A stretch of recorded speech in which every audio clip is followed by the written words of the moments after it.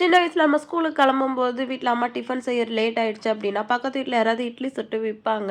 அவங்க கிட்ட போய் ஒரு 4 இட்லி வந்து காசு கொடுத்து வாங்கி சாப்பிட்டு போவோம். அந்த மாதிரி நான் வந்து சின்ன வயசுல ஒருத்தவங்க கிட்ட வாங்கி சாப்பிடும்போது, அவங்க இந்த கத்திரிக்காய் கடையில் செஞ்சு குடுப்பாங்க. டேஸ்ட் ரொம்பவே அட்டகாசமா இருக்கும். பார்க்க தண்ணியா இருக்கிற மாதிரி இருக்கா, ஆனா டேஸ்ட் வந்து சூப்பரா இருக்கும். நீங்களும் வெள்ள கத்திரிக்காய் வாங்குனா இந்த மாதிரி ஒரு டைம் பண்ணி பாருங்க. டேஸ்ட்டுக்கு நான் கேரண்டி. வாங்க எப்படி செய்றதுன்னு பார்க்கலாமா?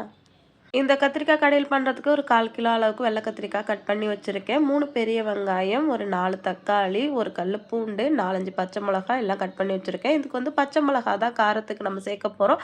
அதனால் உங்களுக்கு எவ்வளோ தேவைப்படுமோ காரம், அந்த அளவுக்கு நீங்கள் பச்சை மிளகாய் சேர்த்துக்கோங்க. இப்போ இது எல்லாத்தையுமே வந்து ஒரு குக்கரில் சேர்த்து நல்லா ஒரு 4, 5 விசில் விட்டு எடுத்துக்கலாம். வீட்டில் வந்து மண் சட்டி இருந்துச்சுன்னா, இது எல்லாத்தையுமே வந்து மண் சட்டியில் வேக வச்சு கடைஞ்சோம்னா அதுவும் இன்னும் டேஸ்ட்டாக இருக்கும். சில சமயம் எங்க அம்மா வந்து டிஃபன்லாம் ரெடி பண்ணியிருப்பாங்க. அவங்க எங்க வீட்டுக்கு வரும்போது, "இன்னைக்கு வந்து இட்லிக்கு சைட் டிஷ் வந்து இதுதான் பண்ணியிருக்கேன்" அப்படின்னு சொல்லுவாங்க. எங்க அம்மா கிட்ட வந்து அழுது அடம் புடிச்சு காசு வாங்கிட்டு போய் அவங்க கிட்ட ஒரு 4 இட்லி வாங்கிட்டு வருவேன். அப்பயும் அவங்கலாம் சின்ன குழந்தைங்க போனா ஒரு இட்லி எக்ஸ்ட்ரா வச்சு நல்லா தாராளமா இந்த சட்னி ஊத்தி குடுப்பாங்க. சாப்பிடுறதுக்கு தேவாமிர்தம் மாரி இருக்கும். இப்ப குக்கர் வந்து 4, 5 விசில் வந்துடுச்சு. இப்ப திறந்து வெந்திருக்கா பார்க்கலாம். இப்ப நம்ம போட்ட காய்கறி எல்லாமே நல்லா பஞ்சு மாரி வெந்திருக்கு.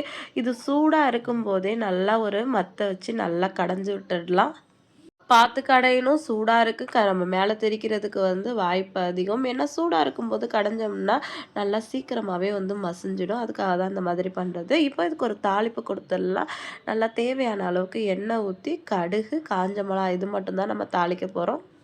தாளிச்சதுக்கு அப்புறமா நம்ம கடைஞ்சு வச்சிருக்கிற கத்திரிக்காய் கடையில வந்து இதே வாணலியில ஊத்தி ஒரு 10 நிமிஷம் சிம்ல வச்சு கொதிக்க வைக்கலாம். அப்ப இது கூடவே தேவையான அளவுக்கு கொத்தமல்லி தழை சேர்த்துட்டு, அதுலவே கொஞ்சமா பெருங்காயமும் சேர்த்து அடுப்ப வந்து சிம்ல வச்சு ஒரு 10 நிமிஷம் கொதிக்க வச்சுக்கலாம். இதுல தேவையான அளவுக்கு தண்ணியும் தாராளமா ஊத்திக்கலாம். இந்த கடையல் வந்து திக்கா இருக்கிறத விட தண்ணியா இருந்தா தான் ரொம்பவே டேஸ்ட்டா இருக்கும். அந்த தண்ணி எல்லாம் இட்லில ஊறி போய் அதுக்கப்புறம் சாப்பிட்டோம்னா சும்மா டேஸ்ட்டா அட்டகாசமா இருக்கும். வெள்ளை கத்திரிக்காய் வாங்குனீங்கன்னா, கண்டிப்பா ஒரு டைம் ட்ரை பண்ணி பாருங்க. கண்டிப்பா உங்க வீட்ல இருக்கிற எல்லாருமே உங்கள பாராட்டுவாங்க. இதே மாதிரி கத்திரிக்காய் கடையில வந்து நீங்க ஆல்ரெடி சாப்பிட்டுருக்கீங்களா? இதுக்கு வந்து உங்க ஊர்ல என்ன பேரு அப்படின்னு சொல்லிட்டு மறக்காம கமெண்ட் பண்ணுங்க. இந்த வீடியோ புடிச்சா லைக் பண்ணிக்கோங்க. உங்க ஃப்ரெண்ட்ஸ் அண்ட் ஃபேமிலிக்கும் ஷேர் பண்ணுங்க. நம்ம சேனல நீங்க இப்ப தான் ஃபர்ஸ்ட் டைம் பார்க்குறீங்க அப்படின்னா, சப்ஸ்கிரைப் பண்ணி வச்சுக்கோங்க.